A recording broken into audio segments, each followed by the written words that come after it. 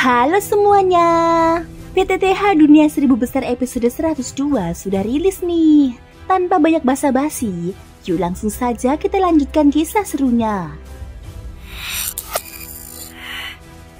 Di episode sebelumnya, Raja Xuanling terkejut mengetahui bahwa Zulau ternyata masih hidup setelah peristiwa 100 tahun yang lalu. Bahkan kini kekuatannya semakin menakutkan. Dia merasa keberadaan Zulau akan menjadi penghalang besar bagi rencana kekaisaran, sehingga memutuskan untuk mengalihkan beban penanganan pada pihak Salomon sambil mempersiapkan dirinya menembus ranah Dosian. Sementara itu, Zulau membawa Xiaoyan dan dua rekannya menuju kekaisaran Xuanling. Dalam perjalanan, tampak pula gadis muda Putri Liu Ping yang diam-diam ingin bertemu Xiaoyan. Setibanya di kota Xuanling, rombongan Zulau disambut dengan penuh kewaspadaan karena ketegangan yang tengah berlangsung antara kekaisaran dan klan Medusa. Wenxi, penasihat kerajaan, mencurigai aura Mo Yingying. Sementara Pangeran ke-6 Duhe dipenuhi dendam terhadap pavilion Fengxiang, bertekad mencari kesempatan untuk membalas. Xiaoyan berjalan mengikuti di belakang Zulau dan Wenxi. Meski sorot matanya tampak tenang tanpa gelombang emosi, hatinya sesungguhnya diguncang oleh rasa kagum yang dalam. Kerajaan Xuanling berdiri di wilayah tengah Xuan Santian. Tempat itu menjadi benteng pertahanan terkuat menghadapi serangan dari klan Medusa. Lebih jauh di kedalaman kota Xuanling, kebanyakan yang menetap adalah manusia yang memilih untuk berlindung dan bergantung pada kekuatan kerajaan tersebut. Pusat kekuatan kerajaan sendiri berada di inti terdalam kota. Sepanjang perjalanan, Xiaoyan tidak pernah lengah. Kekuatan jiwanya yang luas terus dilepaskan, menyapu setiap sudut sejak dia melangkah masuk ke gerbang kota. Menurut perkiraan Raja Naga Emas, api suci kemungkinan besar berada di dalam wilayah kerajaan Xuanling. Namun, letak pastinya tidak ada yang mengetahuinya. Kota Xuanling membentang hampir 1000 li, ditambah dengan luasnya area kerajaan, menjadikannya bak lautan tanpa batas. Mencari secara sembarangan sama halnya dengan mencari jarum di dalam samudera. Karena itu, Xiaoyan hanya bisa mengandalkan kekuatan jiwanya untuk mengawasi setiap perubahan. Xiaoyan bergumam, memang ada beberapa aura kuat, tetapi tidak ada satupun yang menyerupai aura api suci. Api suci adalah benda langit yang lahir alami, sama seperti api surgawi. Karena itu, aura keduanya semestinya serupa. Dengan dasar inilah, Xiaoyan berani menebak keberadaan api suci di kota ini. Wenxi kemudian berbicara sambil tersenyum. Sebentar lagi kita akan sampai. Ia memimpin perjalanan dengan penuh kehormatan, mengiringi Zulau dan yang lainnya. Kedudukannya di kerajaan sangat tinggi, bahkan hanya berada setingkat di bawah Raja Xuanling sendiri. Karena itu, ketika orang-orang berpengaruh di kota melihatnya bersikap begitu hormat, banyak yang mulai menaruh pikiran dan menebak-nebak. Bagaimanapun, hanya sedikit orang di Xuan Santian yang layak diperlakukan sedemikian rupa oleh Wenxi. Namun tidak ada peristiwa yang mengganggu perjalanan mereka. Tak lama kemudian, seorang pemuda berwajah serius datang menghampiri Wenxi. Dari sikapnya tampak dia memiliki urusan penting. Wenxi menyadari hal itu dan segera berpamitan kepada Zulau, kemudian berjalan menjauh bersama pemuda tersebut. Sementara itu Xiaoyan dan yang lainnya tetap menunggu di tempat. Pada saat bersamaan, di jalan utama kota, seorang pemuda lain bernama Duhe melampiaskan amarahnya. Dia menggerutu, "Sungguh sial, aku pergi ke pavilion Fengxiang gagal. Malah dimarahi ayah. Mencari kekasihku pun tidak ada hasilnya. Benar-benar membuatku ingin meledak." Seorang pengikut yang mendampinginya segera menunduk dan berusaha menenangkan. "Yang mulia, mohon kendalikan diri. Kita sedang berada di luar. Jangan sampai mengundang cemooh." Duhe mendengus kasar. "Aku tahu." Sungguh menjengkelkan. Dia melangkah ke depan dengan wajah murung. Namun, tiba-tiba pengikutnya berseru pelan setelah melihat seseorang. "Itu bukankah Tuan Wenxi?" Belum sempat dia memastikan, Duhe menabrak seseorang. Tubuhnya seolah membentur dinding besi yang tak tergoyahkan. Lengan Duhe pun terasa nyeri akibat benturan itu. Duhe segera meledak amarah. Beraninya tidak menggunakan mata. "Kau tahu siapa yang baru saja kau tabrak?" Amarah yang menumpuk sejak tadi akhirnya menemukan pelampiasannya. Ia mendapati yang ditabraknya hanyalah seorang kakek berwajah pucat dan tubuh kurus, tanpa sedikit pun aura doki. Sekilas terlihat seperti orang biasa yang lemah. Duhe menyeringai dingin. "Jadi kau yang menabrakku? Katakan, bagaimana kau akan membayar ganti rugi?" Di sisi lain, Xiaoyan yang berdiri tidak jauh sudah mengenali pemuda itu. Dia tahu bahwa Duhe adalah putra ke-6 Raja Xuanling yang sebelumnya pernah menimbulkan masalah di pavilion Fengxiang. Walaupun pada akhirnya gagal, statusnya sebagai pangeran membuat identitasnya cukup berbahaya. Kerumunan yang mulai mengelilingi tempat itu membuat pengikut Duhe panik dan berusaha mendorong orang-orang agar memberi jalan. Namun, suara gaduh justru semakin menarik perhatian lebih banyak orang. Xiaoyan sempat hendak melangkah maju, tetapi Zulau mengangkat tangan untuk menghentikannya. Tidak perlu. Setelah itu, dia menoleh kepada Duhe dan bertanya, "Menurutmu, bagaimana aku harus mengganti kerugianmu?" Duhe menyeringai penuh ejekan. "Tidak banyak yang kuminta. Lihat, bajuku sangat mahal. Cukup 1000 koin emas. Itu sudah adil." Kerumunan berbisik-bisik.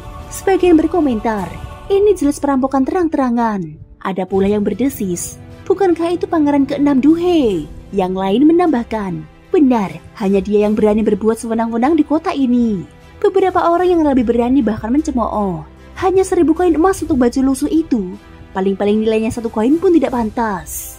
Seorang pria di tengah kerumunan menepuk bahu sang kakek sambil berkata lantang, "Orang tua, jangan takut.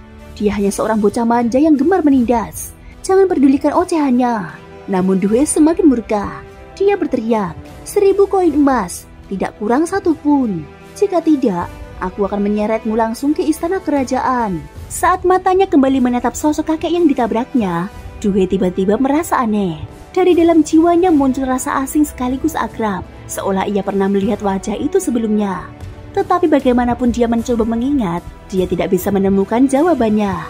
Di antara kerumunan, seorang pengikut yang baru saja melihat lebih jelas mendadak membelalak. Saat matanya jatuh pada kakek itu, wajahnya berubah pucat, nafasnya tercekat, dan tubuhnya bergetar hebat. Dia berbisik ketakutan. Celaka, orang tua ini ternyata adalah... Duhe mendengus dingin. Meskipun berusaha menjaga ketenangan, semakin banyak orang yang berkumpul membuat dirinya merasa gelisah. "Orang tua, aku sudah memberimu jalan keluar. Jangan sampai tidak tahu diri." Bersamaan dengan itu, suara lantang terdengar dari mulut Zulau, menimbulkan kegemparan di antara para penonton. "Watakmu memang keras. Tulangku pun tidak mudah dilenturkan." Tidak jauh dari sana, Wenxi yang tengah berbincang dengan seorang pemuda mendadak menoleh. Matanya terkejut seolah menyadari sesuatu. Dia segera mengambil keputusan. "Kau kembali dulu. Setelah aku menyelesaikan urusan ini, aku akan menjelaskan segalanya padamu. Bawa juga 2 orang itu ke pintu masuk ruang bawah tanah dan tunggulah di sana." Kerumunan mulai bergemuruh. Beberapa di antaranya bersuara penuh antisipasi. "Hah, Master Negara datang. Kali ini pasti ada tontonan menarik." Seketika kerumunan membuka jalan. Wenxi melangkah masuk perlahan hingga berada di tengah arena. Tatkala matanya jatuh pada sosok Duhe, kemarahan seketika menyelimuti hatinya. Namun dia menahan diri, lalu langsung menatap tajam pada sang pangeran. "Segera minta maaf kepada tuan ini." Duhe merasa tidak terima. Wajahnya memerah karena menahan malu di hadapan banyak orang. Tetapi jelas-jelas dia yang lebih dahulu. Wenxi kembali mendengus dingin, lalu mengalihkan pandangan dari Duhe. Saat berbalik menghadap Zulau, sikap kerasnya seketika lenyap, berganti dengan senyum penuh hormat. "Tuan, apakah pemuda ini membuat masalah dengan Anda?" Zulau perlahan mengangguk, kemudian menampilkan ekspresi seolah sangat dirugikan. "Tidak sampai membuat masalah, hanya saja dia menabrakku, lalu menuduh aku yang menabraknya lebih dahulu. Sungguh mencoreng martabat istana Xuanling." Ucapan itu segera memicu kemarahan dari kerumunan. "Aku sudah dengar, Pangeran ke-6 ini selalu bermalas-malasan, sering pula mengganggu gadis-gadis keluarga. Sekarang bahkan berani menindas seorang tetua. Benar, mengapa Raja Xuanling terus menoleransi sampah seperti dia?" Suara-suara makian meletup dari segala penjuru. Melihat Duhe tidak bergerak sedikit pun, Wenxi kembali membentaknya. "Apa yang kau lakukan dalam diam? Segera berlutut dan minta maaf kepada senior ini." Namun Duhe justru mengangkat dagunya tinggi, membalas dengan nada penuh keangkuhan. Wenxi, jangan kira hanya karena kau seorang guru negara maka bisa semena-mena mengaturku.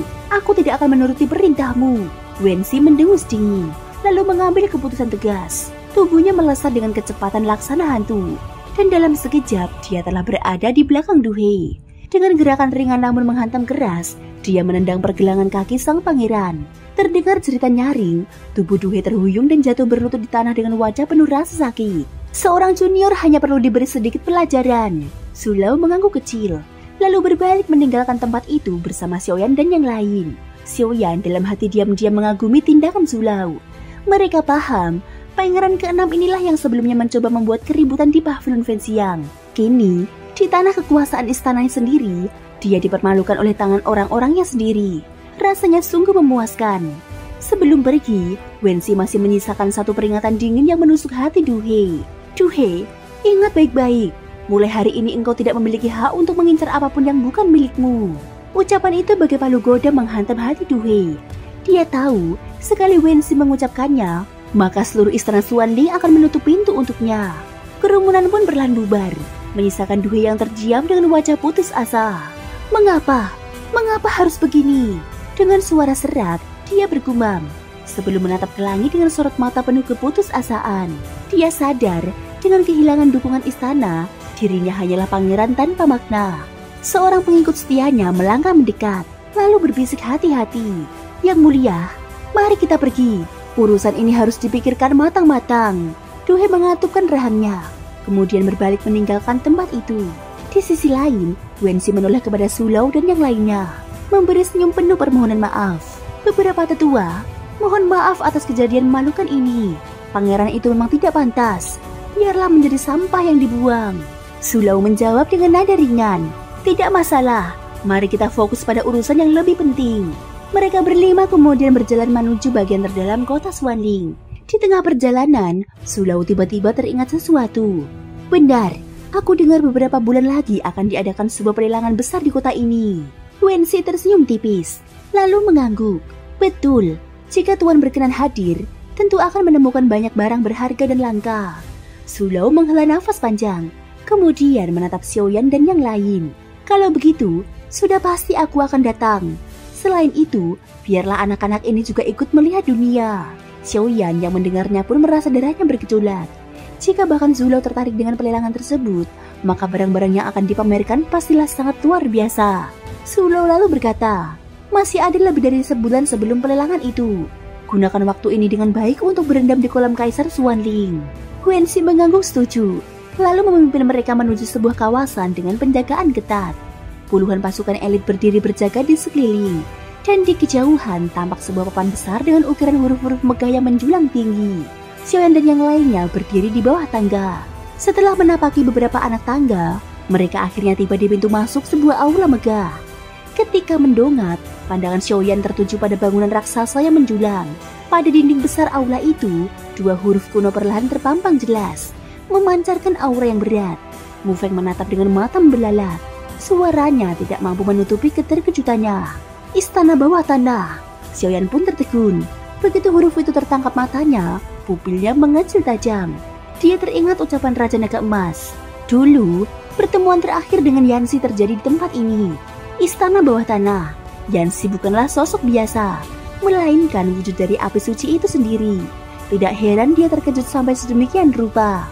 Mu Ying yang menyadari keanehan dari ekspresi Xiaoyan dan Mu Feng pun segera membuka suara. Kalian berdua terlihat begitu terkejut. Sebenarnya apa itu istana bawah tanah? Mu Feng menarik nafas, kemudian menjelaskan perlahan. Istana bawah tanah adalah tempat terluas milik seluruh keluarga kerajaan Xuanling. Disinilah terkumpul segala warisan, kekuatan, serta harta karun kerajaan. Tempat ini benar-benar merupakan tanah surgawi. Namun justru karena itu, banyak orang dengan niat jahat yang mengincarnya. Sehingga penjagaan di istana bawah tanah begitu ketat. Bahkan dikatakan, jika seorang ahli puncak dori datang, dia pun harus berhati-hati. Mendengar itu, Mu Ying menatap dalam ke arah aula. Tatapan matanya penuh rasa ingin tahu. Namun seberapapun dia berusaha menyelidiki dengan kekuatan jiwanya, tidak ada satupun rahasia yang bisa dia temukan. Xiaoyan yang masih menatap tulisan besar di aula, perlahan membiarkan sebuah dugaan muncul di benaknya. Mungkinkah kolam Kaisar Xuanling yang legendaris itu tersembunyi di dalam istana bawah tanah ini? Namun mengenai api suci, ia memilih untuk menahannya lebih dahulu. Bagaimanapun, ini adalah wilayah inti keluarga kerajaan Xuanling. Sementara itu, Wensi tampak berdiri tanpa berbicara dengan para penjaga, seolah sedang menunggu seseorang. Di sisi lain, Sulau tampak santai, memejamkan mata seakan tidak memperdulikan keadaan. Xiaoyan mengamati keadaan sekitar, kemudian dengan hati-hati melepaskan sedikit kekuatan jiwanya, mencoba menyelidiki kedalaman istana bawah tanah. Namun seketika itu juga, Wensi menoleh dengan tajam. Mengapa kekuatan jiwanya begitu mengerikan? Gumamnya pelan. Xiaoyan tidak takut, dia melanjutkan penyelidikan. Tetapi tiba-tiba, Begitu kekuatan jiwanya baru mencapai pintu masuk, sebuah kekuatan misterius yang luar biasa kuat langsung melahapnya. Gelombang kekuatan itu kemudian berbalik, menyerang langsung ke arah Xiaoyan. Tidak baik, sepertinya aku meremehkan pertahanan istana bawah tanah. Namun ketika serangan itu hendak menghantamnya, Zulau yang sejak tadi memejamkan mata akhirnya membuka suara.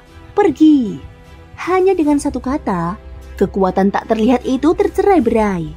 Wensi dalam hati mengumpat dengan kesal. Andai saja Zulau tidak turun tangan, Xiaoyan pasti sudah terluka parah. Itu berarti saingan untuk memasuki kolam Kaisar Xuanling berkurang satu.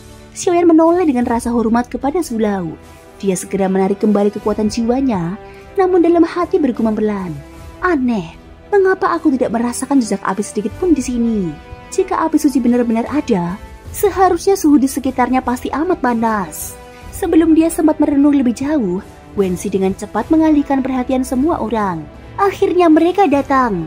Dari kejauhan, dua sosok perlahan melangkah mendekat. Salah satunya seorang pria bertubuh menjulang tinggi, sekitar 2 meter, tetapi tubuhnya kurus kering, seakan hanya terdiri dari tulang dan kulit. Di sampingnya berdiri seorang wanita bertubuh mungil, tidak lebih dari 1,30 meter. Namun kontras dengan tubuhnya yang pendek, daging pada tubuhnya menggumpal penuh, membuatnya tambah gemuk sekaligus aneh. Wanita itu membuka mulut, suaranya manja namun penuh hormat. Salam hormat Guru Agung. Xiaoyan sejak awal sudah memperhatikan kedatangan keduanya. Dia menyadari hal yang aneh. Para penjaga istana bawah tanah yang biasanya dingin dan penuh kewaspadaan, tiba-tiba menunjukkan sikap ramah ketika melihat dua orang ini. Wensi melambaikan kipas lipatnya dengan anggun, kemudian berbicara. Kalian datang tepat waktu. Pria kurus tinggi itu menjawab dengan tenang. Ini perintah guru kami. Syukurlah kami tidak terlambat. Dari awal hingga akhir, kedua orang itu tidak pernah melepaskan genggaman tangan mereka. Hubungan di antara keduanya jelas amat dekat. Zulau yang biasanya jarang memperlihatkan rasa terkejut, kali ini membuka mata sedikit lebih lebar. Jadi mereka inilah kebanggaan sejati keluarga kerajaan Xuanling. Wensi tersenyum, nada suaranya mengandung kebanggaan. Benar, mereka adalah dua orang yang dipilih untuk memasuki kolam Kaisar Xuanling. Ditambah kalian bertiga, maka jumlahnya genap 5 orang. Zulau mengangguk, bakat tulang mereka memang luar biasa. Di masa depan, pencapaian mereka pasti tidak kecil. Wensi segera menimpali dengan sopan. Tuan Su merendah, murid-murid Anda juga sama luar biasanya. Aku percaya, kelak mereka akan menjadi sosok kuat yang namanya menggema di seluruh wilayah. Setelah semua orang berkumpul, Wensi akhirnya menutup pembicaraan. Jika sudah lengkap, mari kita berangkat. Kedua sosok aneh itu, pria tinggi kurus dan wanita mungil gemuk, jelas merupakan kebanggaan sejati keluarga kerajaan Xuanling. Penampilan mereka yang aneh hanyalah akibat dari teknik rahasia yang mereka latih. Zulau kemudian melangkah maju dengan tenang. Ayo, kalian bertiga, ingat, kendalikan kekuatan jiwa dan mental kalian. Istana bawah tanah ini bukanlah tempat bebas seperti pavilion Fengxiang. Suara itu menggema langsung di benak Xiaoyan. Mendengar peringatan tersebut, Xiaoyan hanya mengangguk dalam hati. Namun matanya tetap menatap dalam ke arah aula raksasa itu. Sepertinya rahasia yang tersembunyi di istana bawah tanah jauh lebih banyak dari yang kubayangkan. Thank you guys sudah mendengarkan ceritaku di episode kali ini sampai akhir. Ikutin terus kelanjutan episode berikutnya ya. Semoga hari kalian menyenangkan. Sampai jumpa dan bye-bye.